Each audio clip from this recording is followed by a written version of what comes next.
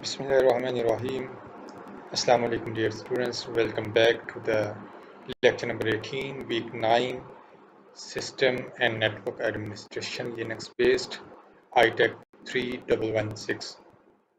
In today's lecture, we will discuss about the network management in Linux, how you can manage your network in Linux operating system.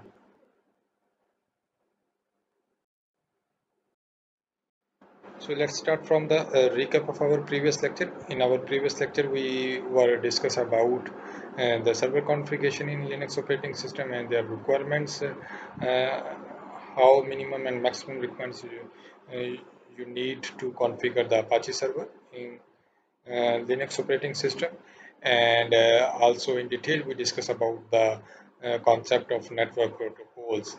There are a number of protocols we discussed in our previous lecture, such as HTTP, DHCP, address resolution protocol, dynamic host configuration protocol, file transfer protocol, and many more. And we discuss about the features of these protocols, how these protocols works and where these protocols works in your OSI model. Agenda for today's class. In today's class, we are going to discuss about the management of your network in Linux operating system. And the end of this lecture, we also discuss about the Ubuntu server configuration by using Linux operating system. So, network. A network is a set of computers connected together for the sake of sharing resources. The most common resources shared today is a connection to internet. Other shared resources can include printer or file server. A network is a set of computers connected together. जब आप multiple computers को एक दूसरे के साथ connect कर देते हैं, जब आप मल्टीपल कंप्यूटर्स को एक दूसरे के साथ कनेक्ट करेंगे, तो might be there are some you are using some layout. For example, you use ring topology and you attach your computers in ring. So you can say this is a physical topology and the layout of this topology is look like a ring topology. आप एक ring topology के जरिए अपने system को connect करें. आप बस topology को यूज करते हुए, ये बस के एंड पॉइंट्स हैं जिनको हम टर्मिनल्स भी कहते हैं, इसके ऊपर आप अपने सिस्टम को अटैच करें. जब आप मल्टीपल कंप्यूटर्स को किसी फिजिकल रिसोर्सेज को यूज करते हुए फिजिकल लेआउट पे अटैच कर देते हैं, उस लेआउट को आप नेटवर्क कहते हैं. आप इस लेआउट को यूज करते हुए सिस्टम ए से सिस्टम Z की तरफ आप अपने रिसोर्सेज, अपना डाटा को शेयर कर रहे हैं. You can share your connection, you can share your data, you can share your printer and file by using internet. Many types of network in computer network, including local area network, as you know, LAN, home area network, campus area networks, metropolitan area networks, and wide area networks. What is local area network? The computers are geographically close together. Geographically, आप इसके अंदर variation लेके आएंगे. आप within a campus आप एक network बनाते हैं, या within a two different cities आप इन सिटीज को आपस में कनेक्ट कर रहे हैं बाय सम नेटवर्क. जब आप दो डिफरेंट सिटीज को आपस में कनेक्ट करेंगे, this network called man,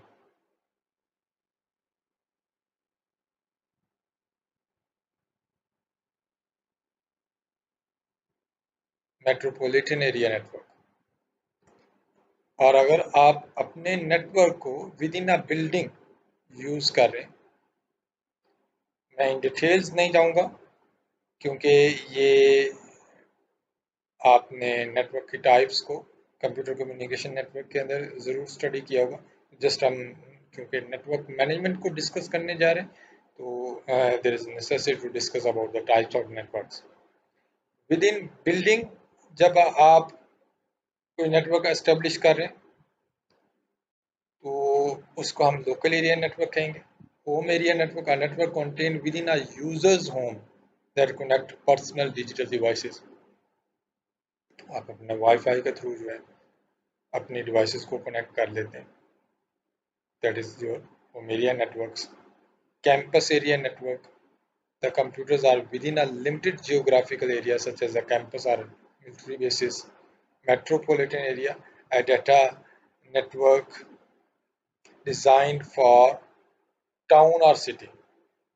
town और सिटी के लिए आप अपने नेटवर्क को डिज़ाइन कर रहे हैं, that is called metropolitan area network. And wide area network, the computers are further apart and are connected by a telephone lines or radio waves। आपका जो सबसे छोटा नेटवर्क है that is LAN within a building. और जब आप multiple lens को आपस में कनेक्ट कर देंगे, एक लैन को दूसरे लैन के साथ कनेक्ट कर दिया, दूसरे लैन को तीसरे लैन के साथ आप कनेक्ट कर देंगे, तो आपका ये नेटवर्क जो है वो फैलता जाएगा। ठीक है, तो आप टाउन टू टाउन अपनी नेटवर्किंग कर चुके हैं, city to city, two different cities के दरमियान आपने अपनी नेटवर्किंग को कॉन्फ़िगर कर लिया। जब आप टू डिफरेंट सिटीज़ के दरमियान अपने नेटवर्क को बिछा लेंगे, दैट इज़ कॉल्ड मैन। और इसी तरह जब सिटी से डिस्ट्रिक्ट और डिस्ट्रिक्ट से कंट्री और कंट्री टू कंट्री जब आपकी कम्युनिकेशन होगी, तब आपका जो नेटवर्क जो इन्वॉल्व होगा that is called wide area network. Wide area network में आप मेट्रोपॉलिटन एरिया नेटवर्क को कनेक्ट करते जा रहे हैं और अपने जियोग्राफिकल एरिया को फैलाते जा रहे हैं।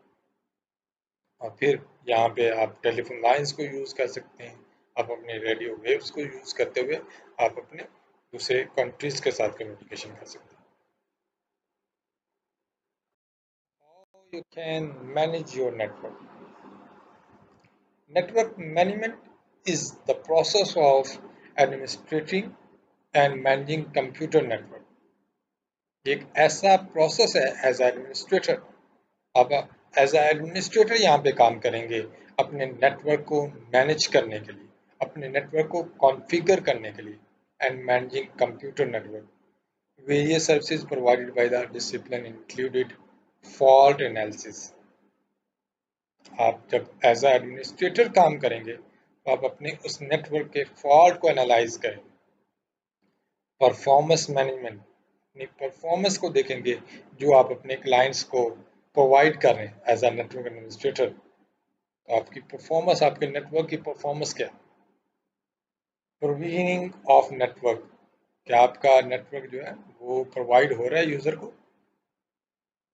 Maintaining the quality services and so on, और फिर आपने जो क्लेम किया क्वालिटी को, उस क्वालिटी को आप मेंटेन भी रखेंगे।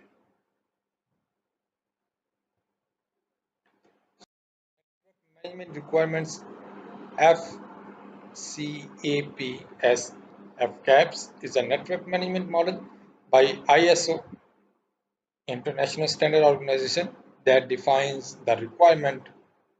These are fault management, configuration of your network, accountability of your network, performance of network, and security management। You can uh, view detailed review from this given link। आप इस given link से in details इनको So what is fault management? To maintain proper operation of a network, we need to resolve faults as soon as possible. आपका network properly work कर सके. Is there any problem? For the sake of communication, जब आप communicate कर रहे हैं तो आपकी कम्युनिकेशन ब्रेक हो गई है, आपकी फाइल जो है वो ट्रांसफ़र नहीं हुई, आपकी कोई नोड जो है वो काम करना छोड़ गई है, आपकी कोई वायर जो है, जिन वायर्स को आपके ज़रिए आपने अपने नेटवर्क को मैनेज किया है, वो वायर जो है वो डिस्कनेक्ट हो गई है, डैमेज हो गई है. जो आपने नेटवर्क डिवाइसेस को यूज़ किया है, आपके स्विचेस हैं, आपके राउटर्स हैं या हब्स हैं, उनमें कोई प्रॉब्लम अकर हो गई है, तो इन प्रॉब्लम को एज सुन एज पॉसिबल आपको ये फॉल्ट जो है वो आइडेंटिफाई करना होंगे और उनको रिजॉल्व करना होगा, सो दैट आपका जो नेटवर्क का फंक्शंस हैं वो प्रॉपरली ऑपरेट हो सके. तो आप क्या करेंगे as administrator? Determine exactly where the fault is. आपको वो लोकेशन डिटरमिन करना पड़ेगी कि आपका फॉल्ट जो है वो कहाँ पे एग्जिस्ट कर रहा है. Isolate the rest of network from the failure so that it can continue to the function without interference. आपको आइसोलेट करना पड़ेगा बाकी नेटवर्क को कि आपकी एक नोड जो है वो डिस्टर्ब हुई है, बाकी जो रिमेनिंग नोड्स हैं वो आपस में कम्युनिकेट कर सकें. Reconfigure or modify the network in such a way as to optimize the impact of operation without the failed component or components. आप रिकॉन्फ़िगर करेंगे जब आपने वो फॉल्ट आइडेंटिफाई कर लिया, वो किसी एक कंपोनेंट में या वो मल्टीपल कंपोनेंट्स में. जब वो फॉल्ट आइडेंटिफाई हुआ और उसको आपने उस फॉल्ट को मिनिमाइज कर लिया, उसको सॉल्व कर लिया, तो दोबारा वो नोड्स, दोबारा वो कंपोनेंट्स, दोबारा वो वायर्स, दोबारा वो कंप्यूटर आप उस नेटवर्क को साथ उनको कनेक्ट करेंगे, रिकॉन्फ़िगर करेंगे. Repair or replace the failed components to restore the network to its initial state. आप अपने नेटवर्क को इनिशियल स्टेट पे लाने के लिए आप या तो उनको रिप्लेस कर देंगे उन नोड्स को या उनको रिपेयर कर देंगे. So process of fault management, आपके फॉल्ट मैनेजमेंट को आइडेंटिफाई करने का और उसको सॉल्व करने का प्रोसेस क्या होगा. इवेंट, कौन सा करोगे. Is there any fault event, then you alarming situation. Problem identify करेंगे, आप उस प्रॉब्लम को ट्रबल शूट करेंगे, उसको सॉल्व करने की कोशिश करेंगे. इज द प्रॉब्लम फिक्स्ड, आपकी प्रॉब्लम फिक्स हो गई है. Yes, problem resolve and fault logging, आप लॉग ऑफ हो जाएंगे. अगर आपकी प्रॉब्लम फिक्स नहीं हुई ट्रबल शूट, तो आप ट्राई करते रहेंगे, डिफरेंट अटैम्प्ट्स लेते रहेंगे उस फॉल्ट को मिनिमाइज करने के लिए. There are multiple fault management software such as PRTG, Tesla Router Traffic Grapher. It can monitor routers. ये क्या करता है? ये आपके राउटर्स को मॉनिटर करता है, स्विचेस को मॉनिटर करता है, server, hardware, software, operating system, application, virtualized environments, website, internet and protocol, email servers and so on. इन सबको मैनेज करना. और ये जो आपका फॉल्ट मैनेजमेंट सॉफ्टवेयर है, ये SolarWinds के थ्रू आपको प्रोवाइड किए जा रहे हैं. Configuration of your network. The goal of configuration management is to monitor network and system configuration information so that the effect of network operation of a various versions of hardware and software elements can be tracked and managed. Each network device has a variety of version information associated with it. Likewise, operating system. We have different operating system. Ethernet interface, TCP/IP software, NetWare software, NFS software. आप इन सब के बारे में जानते होंगे और इनके knowledge आपके पास होना चाहिए जब आप एज एडमिनिस्ट्रेटर काम करने जा रहे हैं अपने नेटवर्क को. What is accounting management? In an enterprise network, we need to manage the system resources and their cost. आप इंटरप्राइज नेटवर्क के अंदर काम कर रहे हैं तो आपको सिस्टम के रिसोर्सेज और उसकी कॉस्ट को मैनेज करना पड़ेगा। आप सिस्टम के रिसोर्सेज और उसकी कॉस्ट को मैनेज क्यों करने जा रहे हैं? We need to monitor our user or group of user may be abusing their access privileges and burning the network at the expense of other users. आप अपने यूजर और ग्रुप ऑफ यूजर को view कर सके, उनके activity को view कर सके, उनके प्रिविलेजेस जो आपने उनको असाइन किए उन प्रिविलेजेस को आप व्यू कर सके। क्या वो एक्स्ट्रा प्रिविलेजेस को तो यूज नहीं कर रहे, क्या वो एक्स्ट्रा सर्विसेज तो अवेल नहीं कर रहे जो सर्विसेज उनके पास नहीं आपने एलोकेट की हुई। जब वो उन सर्विसेज को यूज कर रहे हैं, आपकी मैक्सिमम बैंडविड्थ को यूज कर रहे हैं, तो आपके अदर यूजर्स जो हैं वो डिस्टर्ब हो जाए। Users may be making inefficient use of network, and the network manager can assist in changing the procedure to improve the performance. Network manager क्या करेगा? वो असिस्ट करेगा, वो एक ऐसा क्राइटेरिया बनाएगा जिस क्राइटेरिया को फॉलो करते हुए आपका हर यूज़र जो है वो हैप्पी रह सके और हर यूज़र को इक्वली नेटवर्क जो है वो अवेलेबल हो। The network manager is a better position to plan for network growth if user activity is known in sufficient detail. अगर आपको अपने यूज़र की एक्टिविटीज़ के बारे में पता है तो आप अपने नेटवर्क को अच्छी तरह मैनेज कर सकते हैं। आपको यूज़र ए की एक्टिविटी का पता है कि यूज़र ए की एक्टिविटीज़ जो है वो नेट सर्फिंग है और नेट सर्फिंग के ऊपर वो गूगल सर्च करता है। यूज़र बी की एक्टिविटीज़ क्या है? वो वीडियोस यूट्यूब्स के ऊपर मैक्सिमम टाइम जो है स्पेंड करता है। तो डेफिनेटली आपकी वीडियोस का यूज़र जो है वो आपके नेटवर्क की मैक्सिमम बैंडविड्थ को यूज़ करे।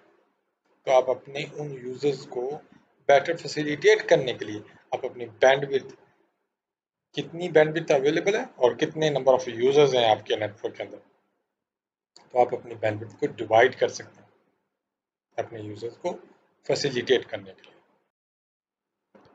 So accounting management software, there are also accounting management software such as PRTG can also monitor the server overloads and user bandwidth usage to control the system resources and cost. There is one another. OpenNMS is a free and open source enterprise grade network monitoring and network management platform. You can use anyone to view the network and network devices and the performance of your network.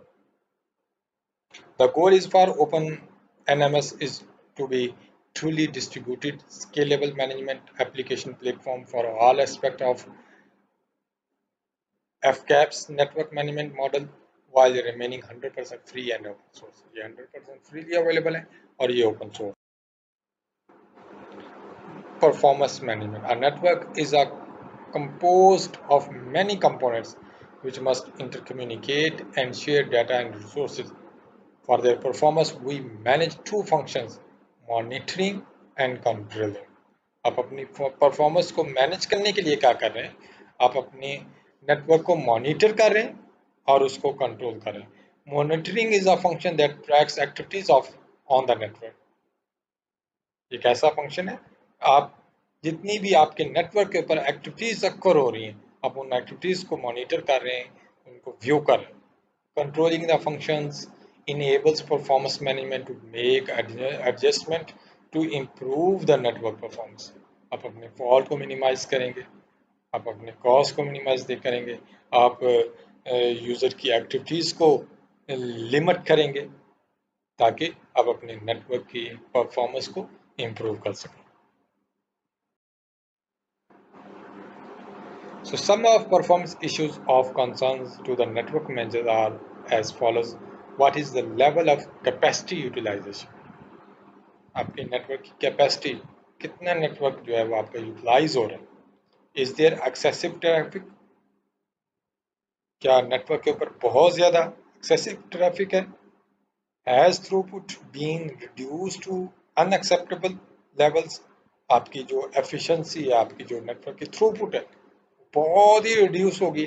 जैसे आप कोई भी network bye करते हैं किसी भी private company से, for example मैंने पीटीसेल लगवाया हुआ है, तो पीटीसेल में वो 10 MB की स्पीड को क्लेम करते हैं, और जब मैं अपना सॉफ्टवेयर ओपन सोर्स चलाता हूँ नेटवर्क की स्पीड को मेजर करने के लिए, तो वहाँ पे मेरे पास जो है वो डाउनलोडिंग की स्पीड जो है वो 2 MB आ रही होती है, अपलोडिंग की स्पीड जो है वो 3 MB आ रही होती है, जबकि क्लेम वो है 10 MB कर रही है।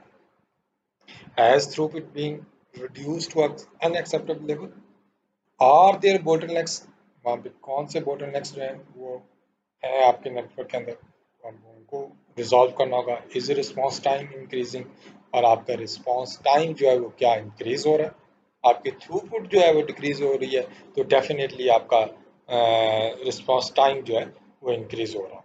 आपकी क्यूरी के अगेंस्ट जो रिस्पॉन्स है वो लेट आ रहा हो। वो लेट क्यों आ रहा है? क्योंकि आपके पास बैंडविड्थ अवेलेबल नहीं। Performance management process: data is gathered, data analyzed, and performance threshold are established. आप अपने परफॉर्मेंस को कैसे व्यू कर सकते हैं? आप अपने नेटवर्क के डाटा को गेट करेंगे। आपके नेटवर्क के अंदर कितने यूजर्स जो हैं वो उस नेटवर्क को यूज कर रहे हैं, how many users access your network, उनकी एक्टिविटीज क्या हैं। फिर वो जो डाटा आपने गेट किया है उन एक्टिविटीज को एनालाइज करेंगे कि आपके यूजर ए की एक्टिविटी क्या है, यूजर बी की एक्टिविटी क्या है।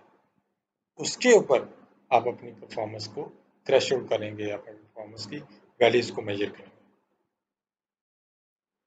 Security management: definitely when you claim to manage your network, then you definitely you also ensure your users to full secure environment। आप अपने यूजर्स को फुली सिक्योर्ड इन्वायरमेंट जो है वो प्रोवाइड करेंगे। व्हाट्सएप आपकी एप्लीकेशन मोबाइल्स में आपने इंस्टॉल कर रखी है, तो जब कोई भी आप नया यूज़र ऐड करते हैं वहाँ पे पहला मैसेज जो आया आता है encryption, peer to peer communication जो आपकी होगी वो इंक्रिप्टेड। तो व्हाट्सएप आपको क्लेम करता है सिक्योरिटी, आपको प्रोवाइड करता है आपके यूजर्स को। आप अपनी सिक्योरिटी को मैनेज करेंगे। Security management is concern with generating, distributing and storing encryption keys.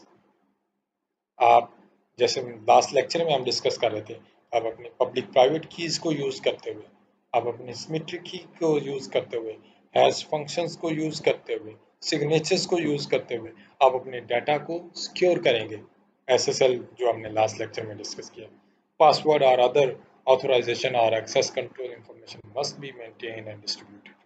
Security management is also concerned with monitoring and controlling access to the computer network, and access to all or part of network management information obtained from the network nodes. Security को आप कैसे manage कर रहे हैं कि कोई आपकी third party आपके नेटवर्क को एक्सेस तो नहीं कर रही, आपकी थर्ड पार्टी आपके नोड को एक्सेस तो नहीं कर रही, उसके डाटा को हैक तो नहीं कर रही, तो आपको सिक्योरिटी जो है वो इम्प्लीमेंट करना होगी अपने network. Logs are an important security tools, and therefore security management is a very much involved with collection, storage, and examination of audit records and security logs, as well as with enabling and disabling of these logging facilities. कौन कौन से आपके पास security management software available है? Log and event manager SolarWinds जो है आपको provide करता है। Manage device configuration and tracks changes, backup and restore network devices configuration and monitor erroneous and unauthorised changes. Erroneous जो आपका कर हो रहा है, अनऑथराइज्ड चेंजेस जो आपकी आ रही हैं उनको आपको मैनेज करना पड़ेगा। Automate software updates to servers and work station, keep Microsoft and third party apps on servers and workstation up to date and avoid vulnerabilities। आप अपनी सर्विसेज, अपने थर्ड पार्टीज का डाटा और एप्लीकेशंस का डाटा अप टू डेट रखेंगे, ताकि आपके पास जितने भी न्यू अटैक्स, नए वारसीज हैं उनकी इंफॉर्मेशन हो और आप उनको ब्लॉक कर सकें by using different gateways, by using different firewalls, by using different concept of securities। Remote monitoring management by SolarWinds also provided by SolarWinds. The web-based console provided integrated patch management, antivirus, web content filtering, backup and recovery, remote access, automated monitoring and maintenance, security management by Checkpoint and Spiceworks, network monitor for real-time monitoring, emails, alerts, monitor multiple devices in one dashboard, easy to use for Windows and Linux server and switches. There are multiple security management software आप इनको view कर सकते हैं आप इनको study कर सकते हैं और आप इनको एग्जामिन कर सकते हैं अपने नेटवर्क ऑपरेटिंग सिस्टम के ऊपर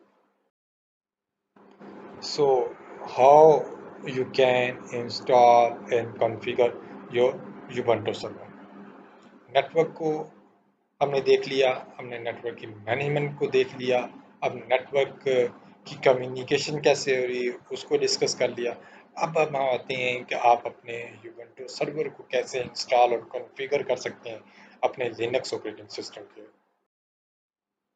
सो installing Ubuntu server first download Ubuntu server I downloaded Ubuntu server from the following link आप इस लिंक को यूज़ करते हुए अपने यूबंटू सर्वर को डाउनलोड कर सकते हैं और वर्चुअल बॉक्स या VMware जो हमने डेस्कटॉप यूबंटू को इंस्टॉल करते हुए यूज़ किया उसको यूज़ करते हुए आप अपनी इंस्टॉलेशन जो है वो कर सकते हैं and allocate the space RAM processor for Ubuntu server Ubuntu server needs 2.5 GB space so it's better to allocate 10 GB for Ubuntu server required उसको 2.5 है आप उसको 10 GB जो है वो एलोकेट करें ताकि आपकी फंक्शनैलिटी और उसकी परफॉर्मेंस जो है वो बेहतर हो after that setting start the new created virtual machine and give the path of the server after that the following screen will shown in virtual box के बारे में आपको आइडिया है आप एक दफ़ा इंस्टॉलेशन ऑलरेडी कर चुके हैं तो वो प्रीवियस जो है आपने कितना प्रोसेसर एलोकेट करना है कितनी रैम देनी है कितना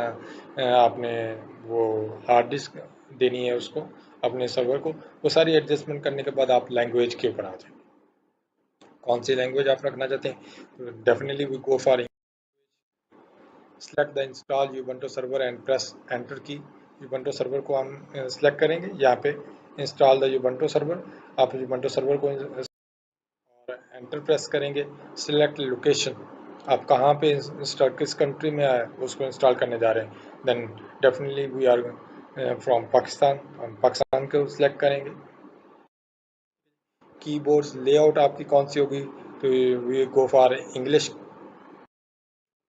यूएस सर्वर होस्ट नेम आप कौन सा रखना चाहते हैं वो होस्ट नेम जो है वो आप सिलेक्ट करेंगे enter user name use to be as a server आप अपने यूज़र का नाम जो है वो एंटर करेंगे जिसको एज अ सर्वर आप यूज़ करने जा रहे हैं तो यहाँ पे नाम हमने इंसर्ट किया फॉर एग्जांपल उस्मान 1234 आप नाम कोई भी उसे दे सकते हैं अपने सर्वर ठीक है आप अपने क्रेडेंशियल सेट करेंगे जैसे हम अपने यूज़र के क्रेडेंशियल एडजस्ट करते हैं तो आप अपना password select hair not encrypt your directory आप अपनी डायरेक्टरी को encrypt select partitioning method go for default selection आप अपनी हार्ड डिस्क की पार्टीशन करना चाहते हैं तो आप अपनी पार्टीशन कर लें यहाँ पे मैं आपको रिकमेंड करूँगा कि आप डिफ़ॉल्ट सिलेक्शन के साथ मूव करें select yes to write and apply the changes to hard disk yes कर देंगे select the amount of volume group to use for guided partitioning and enter to continue and select yes to write changes to the disk आप जितनी भी partitioning कर रहे हैं और उसका जितनी चेंजेस कर आ रही हैं वो सारी की सारी बात जो है वो कहीं पे स्टोर हो जाएगी तो उसको आप yes के ऊपर प्रेस करेंगे and if you want to know then you can click on no but we are going to configure and install your Ubuntu server then we have to press yes tab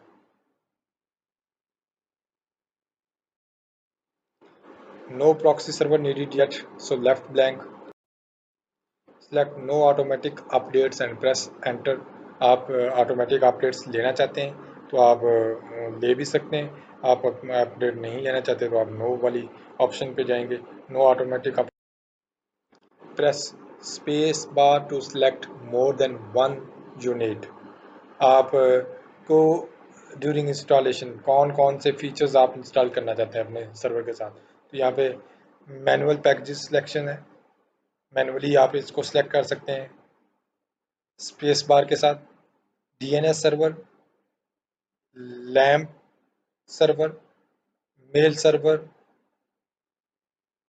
and there are many servers you can select for installation. आप इनको installation के लिए one by one जो है वो select कर सकते हैं। Select yes to install the grub bootloader on hard disk. What is grub? Have you remember? We discussed in very early lectures. It's Grand Unified Bootloader. ये boot loader है जो आपकी बूट डायरेक्टरी के अंदर सब डायरेक्टरी है। ये क्या करता है, आपकी लिनक्स ऑपरेटिंग सिस्टम के अंदर जो आपकी डायरेक्टरी है, बूट डायरेक्टरी, उसकी सब डायरेक्टरी है, आपकी इंस्टॉलेशन और कॉन्फ़िगरेशन जो है वो आपकी लिनक्स कर्नल को यूज़ करते हुए उसको साथ कम्युनिकेट करता है। The Ubuntu server installation has been finished successfully. जैसे ही आपकी वो ग्रब जो है वो टोटली बूट हो जाएगा तो आपकी इंस्टॉलेशन जो है वो सक्सेसफुली इंस्टॉल हो जाएंगे।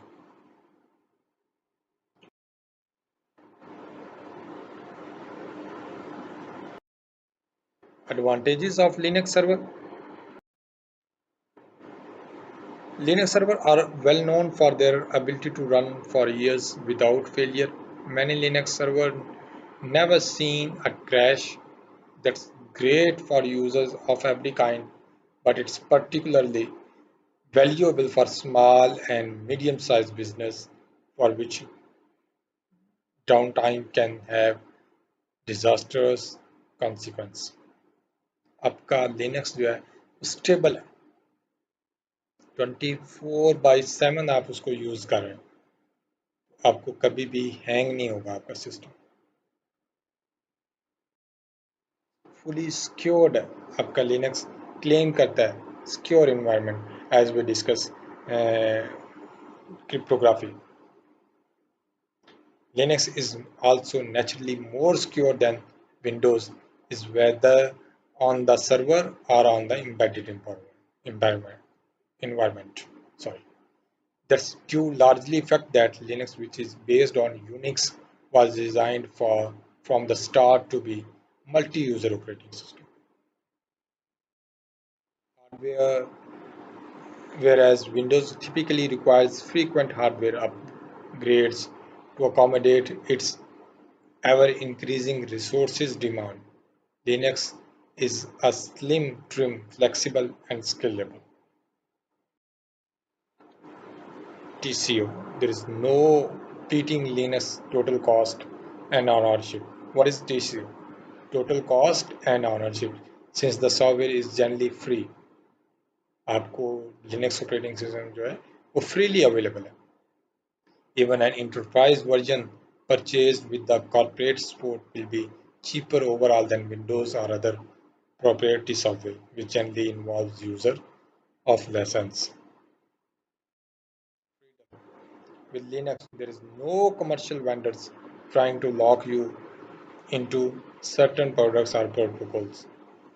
Freely आप इसको यूज़ कर सकते हैं, आप इसके हर फीचर्स को यूज़ कर सकते हैं, उसको स्टडी कर सकते हैं. Instead, you are free to mix and match and choose what works best for your business. Vulnerable to malware, because most computer malware are designed to attack Windows through ActiveX. These odds and considerable less for Linux to be infected with a virus than Windows. Newly environment है, नया environment है as compared to Windows operating system. इसके malware, इसके viruses अभी तक जो है वो इतने इंट्रोड्यूस नहीं हुए जितने विंडोज़ के ऊपर हैं. बैकहोल आपके लिनक्स ऑपरेटिंग सिस्टम के इतने आइडेंटिफाई नहीं हुए जितने विंडोज़ ऑपरेटिंग सिस्टम के हैं. जब तक बैकहोल बैकडोर्स आपकी सिक्योरिटी को ब्रेक करने के लिए नहीं आइडेंटिफाई होंगे, आप उसके अगेंस्ट अपने उन लिनक्स सर्वर को, लिनक्स ऑपरेटिंग सिस्टम को क्रैश करने के लिए, उसको हैंग करने के लिए आपके पास वायरस जो है वो कम से कम है. डू नॉट स्लो डाउन, आपका 24/7 आवर्स अवेलेबल है। What is disadvantage of system Linux server? Smaller peripherals. There is smaller selection of peripherals, hardware devices such as printer scanners in Linux as compared to Windows.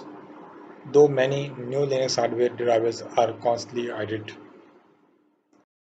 Less amount of applications आप इस पे use कर सकते हैं. It's more difficult to find the applications to support your needs. This is an issue for mostly business, but more programmers are developing applications that are supporting by Linux. New environment है, अभी तक कितनी कौन सी application कौन से platform के साथ compatible है, नहीं कंपेटिबल है, तो वो आपकी क्यूरीज जो हैं वो जा रही हैं, तो उन क्यूरीज को फुलफिल करने के बाद वो प्रोग्रामर्स जो हैं आपकी डेवलप करते हैं उसके अगेंस्ट, और वो फिर एप्लीकेशन जो है उसके साथ सपोर्ट करने लग जाती है. All for today's lecture. See you in next lecture. Take care. Allah Hafiz.